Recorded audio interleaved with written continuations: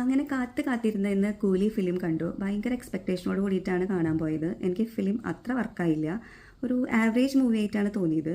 കുറേ എക്സ്പെക്ട് ചെയ്ത് പോയത് കൊണ്ടാണോ എന്ന് ചോദിച്ചാൽ, ലോകേഷ് രജനി ഫിലിം എന്ന് പറയുമ്പോൾ അതിൽ ആമിർ ഖാൻ, നാഗാർജുന, ഉപേന്ദ്ര, സത്യരാജ് അങ്ങനെ കുറേ ആക്ടേഴ്സ് വരുമ്പോൾ എന്തായാലും ഹൈപ്പ് കൂടും. പിന്നെ ലോകേഷിൻ്റെ മുമ്പത്തെ ഫിലിംസ് ആണെങ്കിലും പുള്ളിയുടെ LCU അതിൻ്റെ വലിയൊരു ഫാനാണ് ഞാൻ. പുള്ളി ഇൻ്റർവ്യൂസിൽ വന്നിട്ട് അത്യാവശ്യം തള്ളി മറിച്ചിരുന്നു. അപ്പോൾ ഡെഫിനറ്റ്ലി പ്രതീക്ഷ കൂടും. അതിനുള്ളതൊന്നും കിട്ടിയില്ല. അവിടെ ഇവിടെയൊക്കെ നല്ല മൊമെൻറ്റ്സും കാര്യങ്ങളൊക്കെ ഉണ്ട്, പക്ഷേ അതൊന്നും അത്ര കണക്റ്റ് ആയില്ല.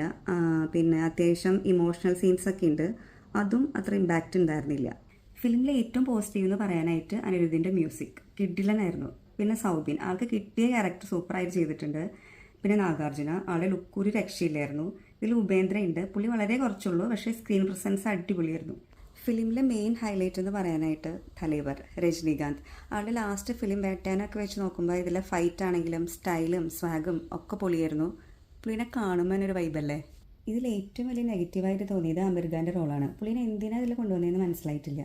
ലോകേഷ് ഫിലിമിൽ അമീർ ഖാൻ ഒരു ക്യാമിയോ റോൾ ചെയ്യുന്നു എന്ന് പറയുമ്പോൾ ഒരു റോളക്സ് അല്ലെങ്കിൽ അതിനോട് അടുത്ത് നിൽക്കുന്ന ഒരു ക്യാരക്ടറല്ലേ പ്രതീക്ഷിക്കുക. ഇതൊരു കോമഡി പീസായിപ്പോയി. ഞാൻ പ്രതീക്ഷിച്ചു പോയ സംഭവങ്ങളൊന്നും എനിക്ക് കിട്ടിയില്ല. എന്ന് വെച്ചാൽ ഇത് ഭയങ്കര മോശം ഫിലിം എന്നൊന്നല്ല, വൺ ടൈം വാച്ചബിളാണ്. നിങ്ങൾ കണ്ടിട്ട് നിങ്ങളുടെ അഭിപ്രായങ്ങൾ പറയണേ.